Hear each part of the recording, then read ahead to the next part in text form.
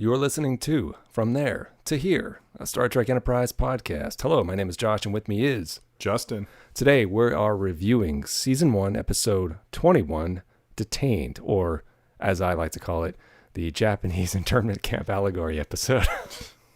Here's the plot synopsis from the IMDb. Archer and Mayweather are captured by the Tandarans, kind of a dumb name, and placed in the Suliban internment camp. This was also rated a 7.3 out of 10, which surprises me. I did not think it would be rated this high. What have you got? This has an original air date of April 24, 2002, directed by David Livingston.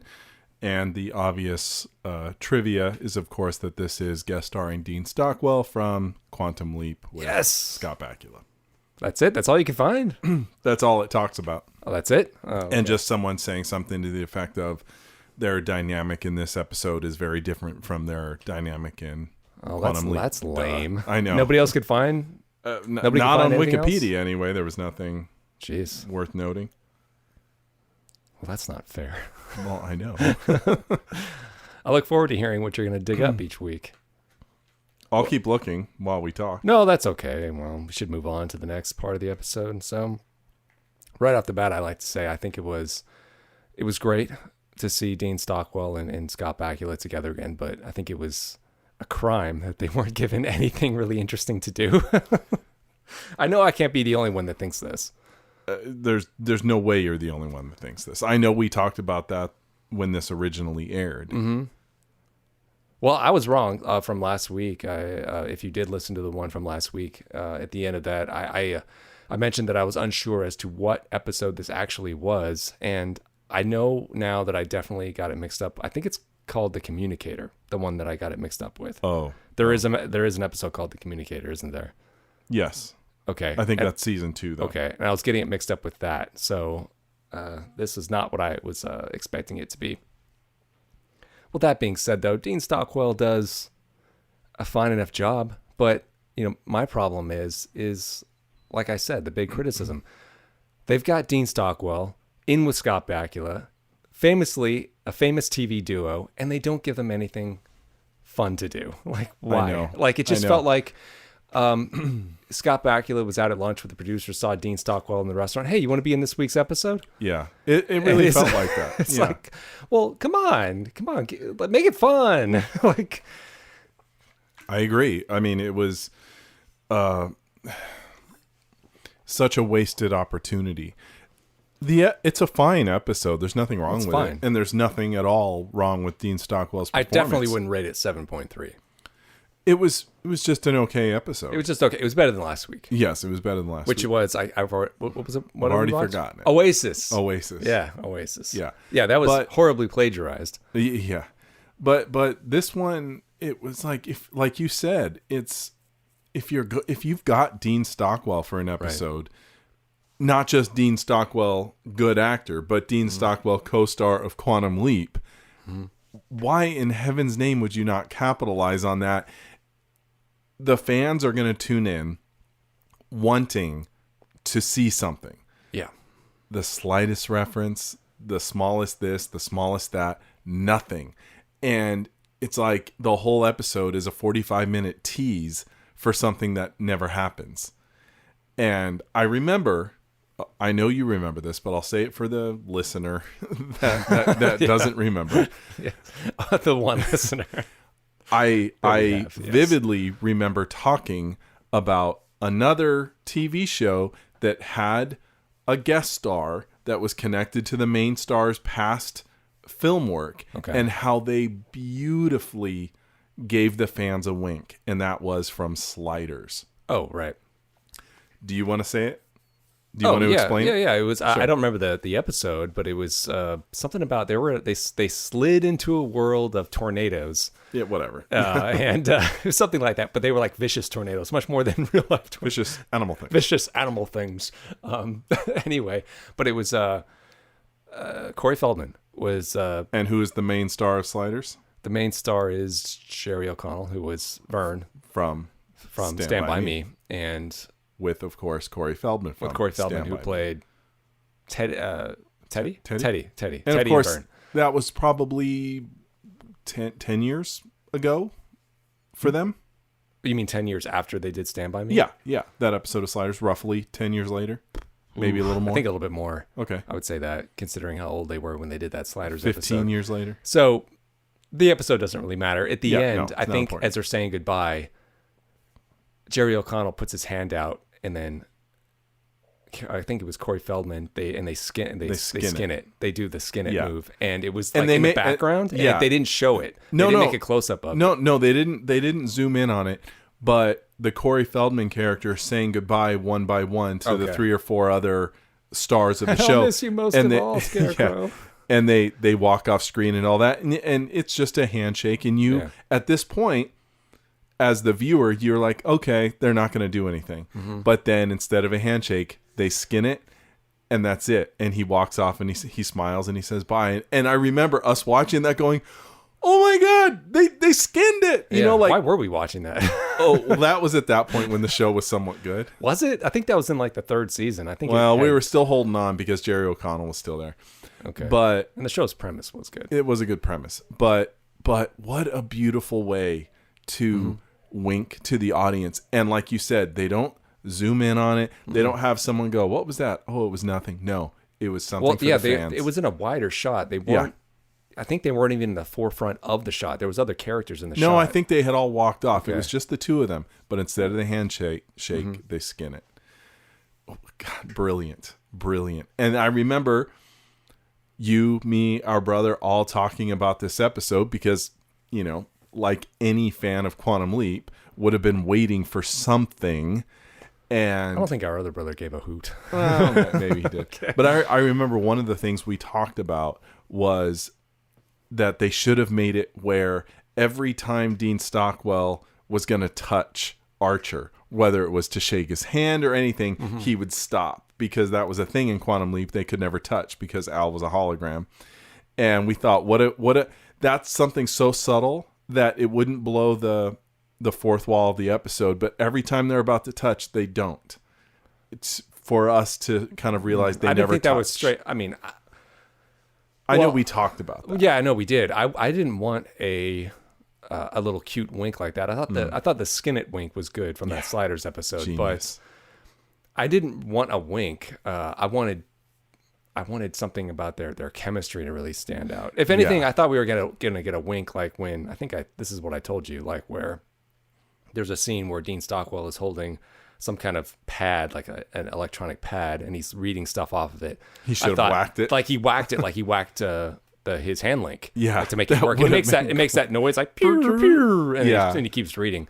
That would have been great. That would have been funny if he did that once, and like this is a wink to everyone watching. They immediately would have known what it was. Yeah, that would have been really classy, really good. Mm-hmm. Just one bit would have taken 2 seconds. Or maybe Dean Stockwell could have said something like, "You think you can just leap in here and save these people's lives?" That's quite a quantum leap of logic, Captain. What a quantum leap that is, Captain Archer. Yeah. I mean, that would have been a little too dumb, right? I mean, come on. A little too wink. That's like double wink. Saying, leap in here. Yeah, sure. But I like the idea of him whacking his little computer pad. Yeah. That would have been really, really good. Yeah. Have him chomp on a cigar. Something. Yeah, that could have been fun. Something. Or I think we even talked about, how old were we when this came out? This was probably like 2002. So yeah, I think I even said that. Yeah, 2002. Oh, forget it. I can't do the math. However old I was. I know even at that age and at that early stage of the show, we were still, I don't want to say critical. We were still, we were removed enough to be critical, not necessarily in a bad way, just critical. We weren't just haphazardly handing over affection for the show. It had to earn it. And this was one of those things where they really let you down, not just as a fan of Star Trek, but as a fan of sci-fi. Mm-hmm. And oh gosh, what was the other thing that we had talked about? Oh yeah. To where when Archer and Mayweather are brought in and first questioned by Colonel Grat, that he should say, that was his name? Yeah, Colonel Grat. Colonel Grat. That if he had said something to the effect of, I feel like I've seen you before. Do I know you? No. No, I'd remember you. Something like that. Whatever. Sure. Anything to indicate that there was some sort of potential past something. Mm-hmm. Whatever. But they do nothing. Absolutely nothing. And like you said, an even worse crime is that they don't even put them in a situation where they could be allies and show chemistry. But I realize that's probably exactly what they were trying not to do. They were trying to give them as actors something different. However, I think this is actually very fitting. Just last night, I watched the original series episode, Balance of Terror. Did you now? I did now. And great episode. And Mark Leonard, of course, plays the Romulan on the other ship. And he and Kirk are battling it out. And at the very end of the and throughout the whole episode, the Mark Leonard character is like, this guy's seeing in my head, every time I do something, he counters it. But then Kirk says the same thing. Every time I do something, he counters it. And at the very end, just before he blows up his ship, there some sort of machinations happen to where they can see each other on the view screen. And Mark Leonard says, I'm glad I got to meet you before I die. In another life, I might have called you friend. Because in their military strategies, he saw a kinship in this guy he didn't even know. And when he saw him face to face, he saw in another life, in another situation, someone he could have hung out with. And it was beautiful. And then so you wanted something like that from this. All I'm saying is I use that as an example of how we could have had Scott Bakula and Dean Stockwell as enemies, but respect at the end somehow show some sort of familial respect, and you'd be like, okay, yeah, and you buy it, But we didn't even get that. That moment never even happens, and so, like we said at the top, the episode is a fine episode, but such a letdown because of who's in it. Now someone who didn't watch Quantum Leap would not think twice about this. Well, it wasn't just such a letdown because of that reason. It is for me. Well, no, I mean, I thought it could have been much better than it was, considering what they were alluding to. Yeah, the allegory they were playing off of. Oh, sure. It was as we were watching this episode, I thought, okay, this is clearly, you had mentioned the word, I think you'd said internment camp, like right offhandedly, but as the episode was getting started, and I didn't really think too much about it. But then I was like, as the episode went along, I thought, oh yeah, this is clearly a reference to the Japanese internment camps, of World War II. And I was like, oh, okay, interesting. I didn't think the characters were actually going to call it out by name. Archer does this when they're able to get a hold of the Enterprise, and he's talking to DePaul, and he says, yeah, do you remember? This is like Manzanar. And DePaul says, what? He's like, no, look it up. It's in the history books. This is just like the Manzanar thing. And like, oh my God, they actually brought it up directly? I was like, is that necessary? I was like, well, okay, fine. That's when you turned to me and said, everybody got that? I was like, yeah, they're being a little too obvious about it. So, I mean, the premise of the episode I found interesting. We've got a group of Suliban who we've only seen as villains throughout this whole series, are being interred on this planet by this other race called Tandarans or something like that. And they're being held there because this race, the Tandarans, are at war with the Suliban. So anybody who looks like a Suliban, but these Suliban aren't genetically enhanced. They're just regular Suliban. And they're being interred because they can't trust them. I'm like, well, that's interesting. This is what they do best. They make allegories to real world scenarios. I was like, they usually just don't call it out. No, so directly. They don't. Not that directly. Yeah. No. Well, I mean, they did in TOS, with a lot of, didn't they? I mean, what was that one where they go to the planets and they're all Nazis down there? Well, there was that, and then there was literally an episode on another planet, and I can't remember why this was the case, but everyone there was two factions at war with each other, the Yangs and the Combs. And that was their name, the Yangs and the Combs? Well, bear with me. And it took until the end of the episode for Kirk to realize that it was Yankees and communists. Yankees communists. Okay. And they had, I don't remember how, but they had a version of the Declaration of Independence. Yeah, right. And he reads it, and there's this triumphant music played. I mean, yeah, you're like, okay, got it. So no, past episodes of Trek are not free of really hitting you over the head with it. Okay. So I guess this really is no more guilty than other ones. But I feel that was early Trek, though. I feel like modern day Trek did it as allegories and didn't necessarily hit you over the head with it. Mm-hmm. Mostly, except for when Picard would give speeches, I suppose. Yeah, but his speeches were so awesome, though. Yeah, how do you beat it? Yeah. Well, they finally gave Mayweather something to do, and I'm glad they did, but because he was in a considerable amount of the episode. Yeah. This is by far his biggest part in a while. Yeah. But they didn't explore his character at all. No, they didn't. You could have put anyone in there. I just felt, and none of his actions. Yeah, it was just kind of a blank. Yeah. A blank for anybody to go in there. It really was. Like, oh, Mayweather. Oh, yeah, sure. He went down to the planet with the captain and they got captured. Sure, why not? Yeah. Yeah, I didn't find it. And I really wish they would have explored Dean Stockwell's character a little deeper. Why not? Like, make him a little sympathetic too, because he was just a bad guy. The falling back on the oh, well, you don't understand. They're just gonna join the Suliban if we let them out. They're safer here. It didn't go into the mental gymnastics he would have to go into to really justify what he was like doing. that argument. I have no problem with the argument, but maybe there should have been a scene where he explains, X amount of years ago, we tried letting some of them go to see how it would go, and literally he could say something like, we tagged them or something to see what would happen, just to know.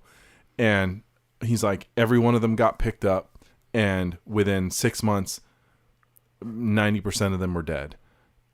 Or had joined the cabal. Oh no, because they had joined the cabal. They were killed in some sort of thing. And so he would say, literally,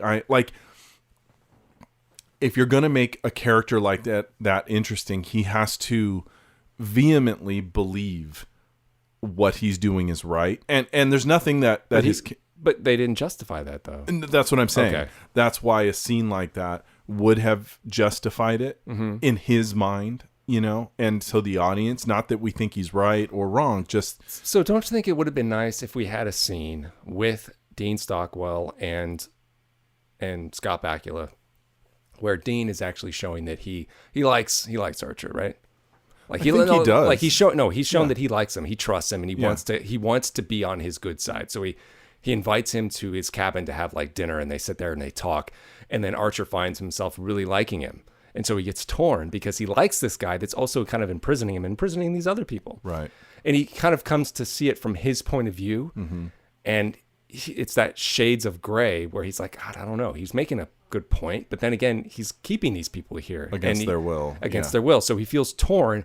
That would have given me something more to care about, that he has to make a decision about who he's got to portray, the guy that he just made friends with. That's what they could have done with the episode to satisfy a more interesting story, but also the fans looking to see something between the two of them. Because if half the episode takes place with them sitting and talking and bonding, then you're like, okay, yes, now I'm getting what I wanted. Like, in that Voyager episode, Year of Hell, where Chakotay bonds with the captain of that ship, with Kurt Anorak. Kurtwood Smith. Kurtwood Smith. Yeah, he bonds with him after a while. Yeah. Because he learns his trade. And you start to understand his point of view. And so much so that he starts to make sense in a way. Well, not only, but he starts to kind of not so much take his side, but because Chakotay ends up turning against Paris a little bit. Yeah, Paris is like, what are you doing? He's like, you're falling for his thing, you know? And Kurtwood Smith isn't trying to brainwash him. He just believes so strongly in what he's doing. And he explains the science. And Chakotay is like, well, scientifically, I can see what you're doing, and maybe there's a chance. So wouldn't that have been cool? Yes. If Archer is getting turned a little bit, and then that gives something for the Mayweather character to do, to try to snap back Archer to reality. Which would have made you were joking, but Okay. at the end of the episode when they're flying off and yeah, you know where I'm going? Yeah. And Malcolm says, do you think they'll make it, sir? Because a whole bunch of them got to ships and flew off. Right. And you're like, wouldn't it be great if he turned and went, nah, they ain't got a chance. No, I said, nah, all Suliban are the same. They're all trash. Right. Yeah. But had a huge chunk of the episode played the way you and I talked about, where they were sitting, talking, getting to know each other, and him starting to see not so much the truth, but the, well, the reality of what Colonel Grad is saying. Mm-hmm. So then when Malcolm asked him that question, do you think they'll make it? Just hold on Archer's face and just say, honestly, I don't know. That would have been nice. Because he knows what is likely to happen because of stories Grat would have told him. Yeah. And you might even see a little bit of regret on his face, because maybe he kind of thinks he's doomed these people to die.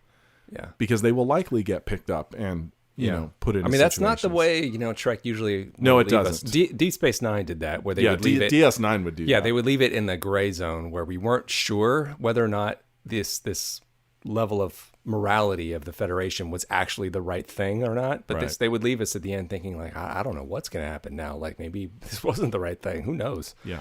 But this one, this is going back to TOS, TNG mentality, where, the Federation is always right. It's always the other side that's doing the evil thing. Yeah. But we got some nice interplay with T'Pol and Dean Stockwell, and she got to be captain of the ship for a little while. Mm-hmm. I think we got to see some things that really irritate you with Petulant Trip. With Petulant Trip, like they're on the bridge, and T'Pol is talking to Dean Stockwell on the viewer, and she's trying to conversate with this guy, and then Trip just jumps right in. And then we want our people back. Trip, give us our people back. Blah, blah, blah, blah, and then do it now. I'm like, oh, Justin must be loving this. Why does he sound like George Lucas all of a sudden? Do it now. but give him back now. Come on now. Yeah, give him over. T'Pol is clearly kind of irritated that Trip is doing that, but they don't make a fine point of it or anything like that. No, she never challenges him on anything in this episode. Yeah, and it was very distracting because Mayweather isn't there. He's down on the surface the whole time. Yeah. So they have this extra in Mayweather's place, and I was constantly distracted by this extra. Like, he never says anything. Like, somebody please give this guy a line. Like, he's flying the ship. He really wants to say something. This is this extra's big break, and you're not going to let him talk? They should have just played it like Morn on Deep Space Nine. Whenever he's about to talk, they cut away or someone cuts him off. You brought up the moment where this extra was so close to Paul's boobs that it must have been really either very uncomfortable or very Blaylock exciting. leans in sideways. I mean, his face is inches, and all he's got to do is turn to the right, and he's going to get smothered. It had to take I didn't mean to. It was just an accident. all the power. I was just going to ask you a question. Would you like some gum? Or something, and logically, that was the quickest route to go. So don't blame me. Is there any other specific point about this episode? No. A lot of the. This is what I find we're doing a lot on this podcast now, which is, aside from a few really, really strong ones like Dear Doctor, we're finding that the episode is like a missed opportunity. Do you agree with me on that one? Well, I think kind of until we get to season 4, that's what Enterprise was. Yeah, a lot of these episodes, lot of missed opportunities. Right, a lot of these episodes have got a decent premise, but they're just not stretching it far enough. Yeah. And I feel like we're doing that a lot, and we're trying to find ways to rework the episode. This would have been, yes, we rework that because we want Dean Stockwell and Bakula together, but also another missed opportunity within the series would have been for Colonel Grat to challenge Archer, because here's Archer again with I love when you start slamming your head down on the bed here. It's like, because you're really trying to make emphasis of what you're saying. What's our award? Is it the Janeway Country Music Award for sticking your nose in other people's business? Yeah, would that be Petulant Trip this time? No, but I would say that's Archer. Oh, Archer gets the country music award. Because this, again, missed opportunity for the series, had the episode played the way we're talking about, or even just the way that it did. I do have, not to step on the awards coming up, but I do have an award for best line, worst line. Okay. But what a great chance this would have been for Colonel Grat to throw in Archer's face, because Colonel Grat obviously knows a lot about what Enterprise has been up to. He throws that stuff at Archer. Yeah, he picks up a lot of intel on them, by the way. I He don't know really how does. He got that. So he could say, "Who are you to act like the good Samaritan of the galaxy? What do you know about my people? What do you know about the civilian Suliban people? What gives you the right to come in here, stir the pot, and then leave?" That's right. And that's That's a something good point. that we've talked about, That's a good and it's point. something that Archer is having to face as the first captain out there, and that there is no prime directive yet. And what a great way for that to be challenged in the body of the show. But do they do it? No. Man, that would have been great if Dean Stockwell would have said to him, like, "What the hell do you know about our war here?" Yeah. It's like, you've met some Suliban a few times. You've met some You've nice never met guys. us before, and you think you understand our conflict? You don't know anything. Right, exactly. It's like, that would be me coming to, like, how would you feel if I stopped by your planet and judged the way your society runs? Exactly. Like, Exactly. Yeah, but they don't, easy opportunities. They don't take. No. Exactly. And it's disappointing because the show as a whole has so much potential. Yeah, and what a waste of characters. We get one scene from Phlox where he's putting on Malcolm's Suliban makeup, Right? And then maybe one scene from Hoshi. I like these characters, and they haven't been given anything to do for the past few episodes. No, and even when they have an episode like this where they've got Mayweather in there, they don't do anything with it. Right. Nothing. It could have been anybody. We don't get a story. Yeah, something. Mayweather kind of has a moment, and again, not to spoil the awards, but he's going to get the Shatner Award for Best Dramatic Performance. But he makes allies, I wouldn't say friends, with one of the Suliban prisoners, and I was like, well, that could have been something. They could have let those two talk a little bit more, and we could have learned a little bit about Mayweather's past or about the way he sees the world. Something. All right, I got two ideas about that. Okay. You ready? Yeah. All right, so the first idea is that for a series whole, wouldn't it have been great if they had rewriting the series Bible here? Just a little. What if they had made Malcolm ever the underdog defender? Because growing up on a freighter as he did, they were always outmanned, outgunned. It's not Malcolm, it's Mayweather. That's what I said. Okay. That's what I meant. What are you talking about? Mayweather. Okay. Mayweather. So he would see these guys and immediately be the champion for them because they're the underdog, right? Mm-hmm. But then comes, which would be just a great character thing for him. He's always like, "Oh no, get those guys, whatever." But then when Archer, when Dean Stockwell needs to get one over on Archer, he has Mayweather taken aside and beaten up, and then he brings him in to show Archer, like, "You're not answering me. Look what happened to your boy here," And then comes the scene that you talked about where Mayweather's washing his face off, and that one Suliban guy comes over and talks to him and all that. And you said, what if they talked more? But what if they didn't? What if to make it a little interesting, rather than being so perfect human Starfleet, where even then Mayweather's like, we could still be friends or whatever. What if he was just basically like, "Don't talk to me, man. I just got the crap kicked out of me because of this business here. Don't talk to me anymore. I tried." Okay. So and now you want to be my friend after I got beat up, and have him shove the guy away, to then make that guy push harder and go, "Hey, I'm sorry. I was kind of a jerk to you in the beginning. Let me help you." Okay. Wouldn't that have been just a little more interesting? Well, yeah, it would have been more interesting. Gosh forbid they do anything dramatically interesting on this show. Everything is so bland. It is, and it's particularly when it comes to, like, for Mayweather in this episode in particular, because like you said, like we agreed, he's just basically any character. He could be anybody. It doesn't matter. It's like, Scotty and Chekhov in Star Trek Generations. Anybody could have been saying their lines. Yeah. It's like, why else are they here? It's like, well, whatever. Yeah, a wasted opportunity there. I mean, it would have made that scene a hell of a lot more interesting, I think, if he had done that. Like, to see Mayweather get pissed.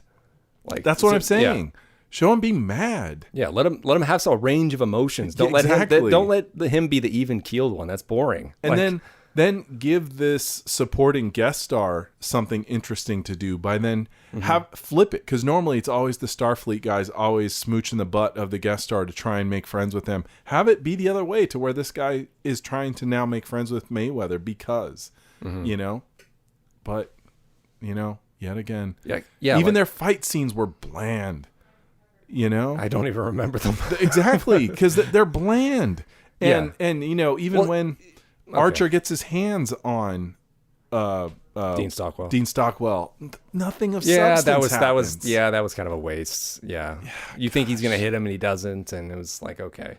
Yeah, but speaking of bland, like, I know we've covered this before, the color palette being very washed out and bland, but I thought, the look of this episode in particular felt even more so. Like, they were in an internment camp, and it was very, very brightly lit. And I thought, man, for the tone of this episode, it really needs to be some shadows. We need some darker areas here, but it was all just way too bright.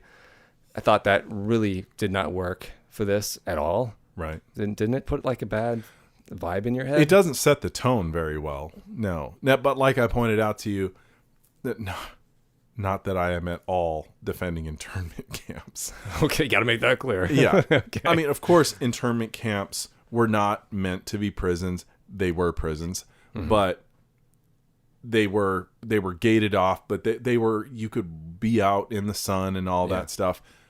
That's reality. For this episode, given what it's trying to convey, you're right. Show us more shadows, more grid lighting, things that so you see lines and cross patterns everywhere, like cell bars. Or open it up, like go outside. Go into the yard. They're in a set the whole time. I know, you're right. It's very so boring. Confined, it's boring. It's claustrophobic. It is. All the scenes with Dean Stockwell are practically in his office. Yeah. It's very dull. Dullsville. Yeah. Yes. Like, if you're gonna make an allegory to the Japanese internment camps, show what their camps look like, which was like in a desert, in like shacks, and it was very arid. That's what it was like. They made the best of what they had, though, and maybe you could show them doing the same thing. Yeah. And explore the culture of this. And maybe they didn't have enough time for that, but I mean, explore the culture that these people have made. And like the Japanese at that time, when they were finally released, they didn't know what the hell they were going to do. They had been there for years. Like, they made their lives there, and they're like, now they're told they have to leave. I'm like, what are we supposed to do now? We're like, we don't have anything anymore. Like, you took everything away from us. Now we have to go back. Like, maybe they could have thought the same thing. What are we going to do? Yeah. Have them actually be worried. So maybe then Archer could really be worried. Like, now he doesn't know what's going to happen to them because they lost everything. Yeah. Now he's setting them out into wherever. They don't know how would they survive? Mm-hmm.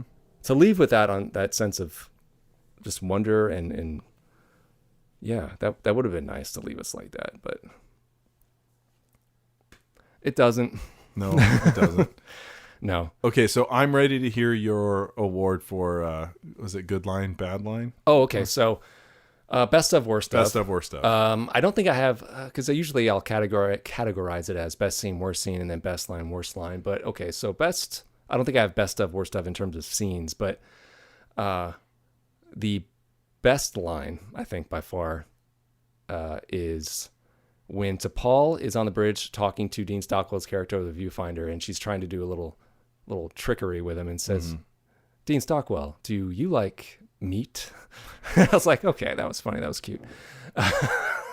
She delivered the line in a way that was a little like dorky. And I was like, yeah. And you cracked a joke about it. And which is not safe for families, for podcast airways. So, and then the worst line was from Malcolm when he was masquerading as a Suliban, and when he busts into where I think it's where Mayweather is, and he's breaking him out, and he has his face pistol, and he says to him, "I'm about to get your case dismissed." I was like, yes. That's right. He does say that. He might as well have been Wesley Snipes, always been on black. Oh man, that was bad. Yes, but it was it would have been made better if Malcolm had said, "You did not just say that." Oh yeah, that would have been great. Well, this was a line I forgot to call out during the acquisition episode, where it was a very similar line tonally when the Ferengi are about to bust into where they think the vault is, but then Trip, knocks them out, and he says, "Sorry, fellas, bank's closed." And I was like, "Yeah, man, you say it." Sorry, I forgot to say that during that episode. I would say the Shatner Award for Best Dramatic Performance goes to Ensign Mayweather. And this was during the scene where he's talking to the Suliban internee, and it's very close up. It's very dramatic. And he's like, "What? You think I didn't think a certain way when I first saw you because you're Suliban? But guess what, mister? I got to know you, and I can see the subtlety now. See, we're all just the same. Can't you tell we're the same?" But I know what you think. I know what you're thinking. We all look the same, all us humans, right? You can't tell us apart. I thought that was great, didn't you? It was so bland Trek that I just kind of tuned it out. I know exactly what you're talking about. But I think the actor went for it. I'm not saying he wasn't performing fine. Yeah. It was just typical line readings of a Starfleet officer. That's why I said that's the scene I talked about. I wish they had done something a little different. Made him angry. He can be angry. He just got beat up. Yeah. Let him be angry about it. I expected like a little like in that Wayne's World bit where he's like, and the worst part is I never learned how to read, and then he's like flashing Oscar clip at the bottom. That's what I expected to see over Mayweather. Oscar clip. Emmy clip. So like you said, the Janeway Country Music Award goes to Archer for sticking his nose into other people's business. There you go. Yay, it's a good award show, this podcast. I like it. Right. What do you grade Detained? It's very hard to separate myself from the fact that Dean Stockwell is in the episode. But I suppose I really have to fairly judge the episode. Because that's just a sci-fi fan talking. Don't excuse it. It really affected how you felt about it. That's true. I think it probably you have to affected everyone watching the show. Yeah. So I'm going to give it a B-. Oh, that's higher than I thought. Oh, well, it's not a bad episode. Okay. Just a lot of missed opportunities. I'm gonna have to give it a C+. I could do that too. Honestly, I'd feel fine with it. I'll step it down. C+. Okay. Yeah, because it's a little bit better than average. It's got some interesting parts in it, but overall, I felt they played it pretty safe. Yes, unfortunately, way too safe. Yeah, just a little too safe and bland, like you said. They just blanded it up. Yeah. It's very unfortunate going back and watching these that they ended up doing that through a lot of them in this first season. Star Trek Blander Prize. Blander Prize. USS Bland. That's not even that funny. Okay, so what's coming up next, Justin? Should have been the instead of the NX-01, the BD-01, the Bland 01. Or the even the ship is bland. The SS Vanilla. SS Vanilla. So what's next? What's next? I think is it Voxola? Okay, Detained, Voxola. Yes. Okay, don't tell me anything because I have no idea what that is. Don't tell me. I think I remember. Okay. I think I do. Good vibes or bad vibes? Okay. Okay. That's my memories. It was okay. Okay. So before the pod, we discussed doing a season recap. Yes. Possibly as a whole episode by itself. Yeah. So that would be 1, 2, 3. So yeah, because we're coming up to the end here. We've got 5 more episodes left. So yeah, that's something to look forward to. So hopefully listeners out there will like that. Yeah. I'm gonna go back. I'm gonna find out what rating we gave each one, and then we're gonna discuss maybe discuss each one a little bit. We'll do a statistical analysis, right, and then do maybe an overall impression of analysis of the grading. Yes, system. an analysis of our whole experience doing season 1. Yeah. I can't believe we've almost made it through a whole year of this. Yeah, just about. Yeah. But it's been fun. So if been a long the listeners road. we picked up, hey, thanks. And if you'd like to write us, it's podcastnx01@gmail.com. Justin, I'll see you in the next one. Okay. That's it. Okay. See you then.